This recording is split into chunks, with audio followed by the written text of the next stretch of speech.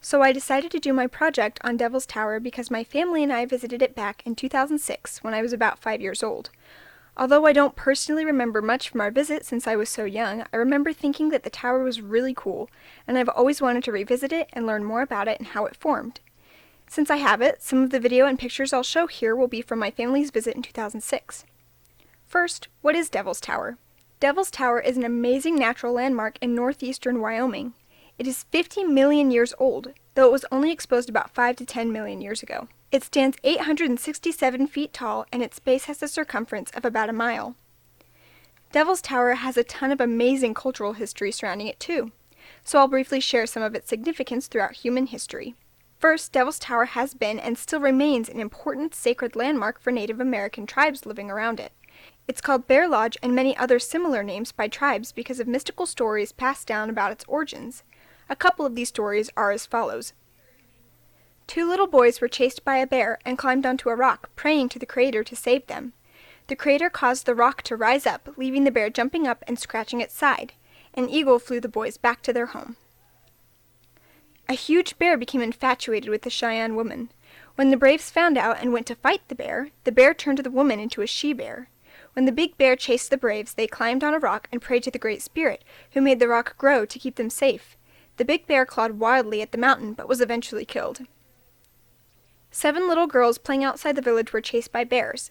They jumped on a low rock and prayed for it to save them. As it began to grow, the bears clawed at it, but finally fell to the ground. Their sharp claws fell around them and can be found there today.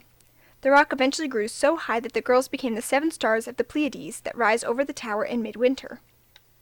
Since 2005, Native American tribal members have requested that this sacred site be renamed Bear Lodge National Historic Landmark, but this name has not yet received congressional support. In 1859, the tower was first documented by white settlers. It was founded by a scouting party that was part of Captain William F. Reynolds' famous expedition to Yellowstone.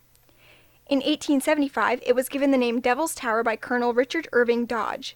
The name actually came from a mistranslation of its native name into Bad God's Tower. In Lakota, a bad god or evil spirit is called Wakonchicha, while a black bear is Waonksicha.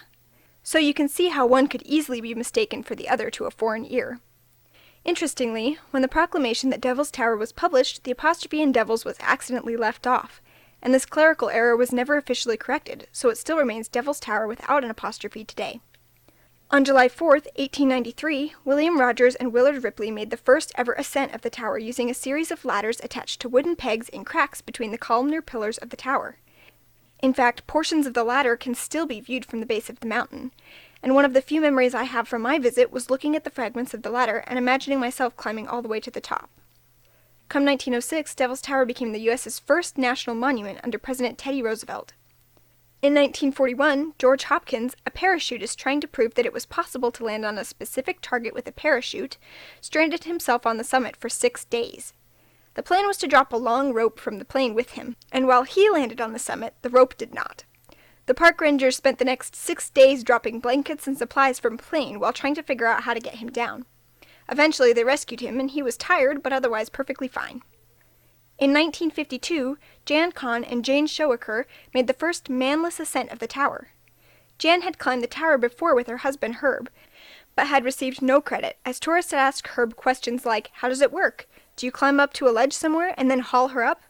Fuming, she determined to find another woman to make the ascent with, and her and Jane accomplished that goal.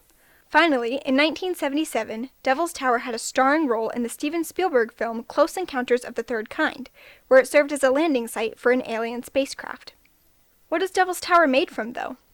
The tower itself is made from faunalite porphyry, which is a rare gray-green igneous rock with white feldspar crystals that was formed as magma or lava cooled. Basically, it started out as hot magma that emplaced itself within sedimentary rocks and cooled slowly to form its white feldspar crystals, but not slowly enough to form granite. Sedimentary rocks surround the tower as well as fragments that have broken off of it. The oldest visible rocks are sandstone and siltstone, and they are from the Triassic period, about 225 to 195 million years ago. These rocks were laid down in a shallow sea, and oxidation has now turned the rocks red.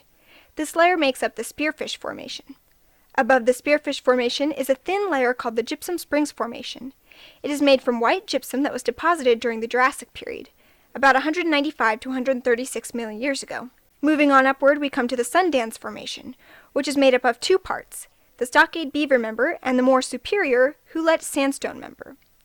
The Stockade Beaver Member is made from gray-green shales interbedded with fine-grained sandstones, limestone, and sometimes mudstone that was deposited in a low-oxygen environment, such as a marsh.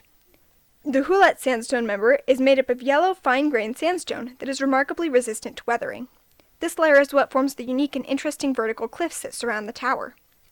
Then that brings us back up to the rest of the tower itself, which, as I previously mentioned, is made from faunalite porphyry. The top of the tower is a plateau that measures 90 meters by 55 meters, about the size of a football field. It contains soil and grass as well as some other plants and small rodents, including chipmunks, mice, snakes, and other small animals. One very distinct feature of Devil's Tower is its eye-catching vertical columns that make up the upper 180 meters of its walls. Most of these columns are hexagonal in shape, and they are a prime example of a geological phenomenon called columnar jointing. In fact, Devil's Tower is the largest example of columnar jointing in the world. What exactly is columnar jointing, though? Columnar jointing occurs when lava cools. Molten rock takes up more volume than its solid counterpoint, so when it cools and solidifies, it contracts, forming the cracks we see. Some other well-known examples of columnar jointing include Giant's Causeway, County Antrim, Northern Ireland; Fingal's Cave, Staffa Island, Scotland; Columbia River flood basalts of Oregon, Washington, and Idaho, United States; and Devil's Postpile, California, United States. Now all this is well and good, but we haven't answered the big question. How was the tower formed? The answer to that question is a bit complicated. In fact, its origin has been the subject of debate for over 100 years. There are, however, a few theories as to how the iconic tower formed. Theory 1. The stock theory. This is by far the simplest explanation. It basically just states that Devil's Tower is an igneous intrusive body that cooled underground and was later exposed by erosion. Theory 2. The laccolith theory. This theory was proposed in 1907 by scientists Darton and O'Hara.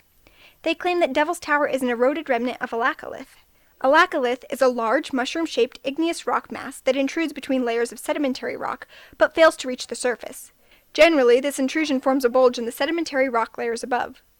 Theory 3. The volcanic plug theory. This theory states that the tower is a portion of a now non-existent volcano. The tower itself would have probably been a mile or more underneath the surface in the head of the volcano, and there is little evidence of volcanic activity in the area.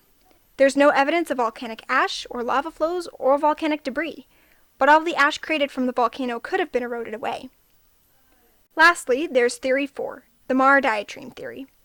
This theory was recently proposed in 2015 by geologist Prokop Zavada and his colleagues. The scientists compared Devil's Tower to a similar faunalite butte in the Cenozoic volcanic region of the Czech Republic. The results of the study suggest that Devil's Tower is the result of a Mare diatreme volcano. Mare diatreme volcanoes form when magma beneath the Earth's surface comes into contact with groundwater. This hot water magma mix becomes steam, and the steam, having nowhere else to go, expands explosively, creating a massive crater on the Earth's surface. The crater then fills with lava that later solidifies into a dome structure as it cools.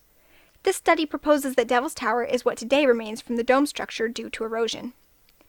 In their paper, they propose this theory, but also state that the reconstruction of the original shape of volcanic bodies and their emplacement level, specifically Devil's Tower, requires understanding of the geological evolution of the entire volcanic complex, physical properties of the magma, erosion estimates, geological setting at the time of emplacement, structural deformation of the area, and internal fabrics of the volcanic or magmatic body together with the internal fracture pattern that developed during its cooling.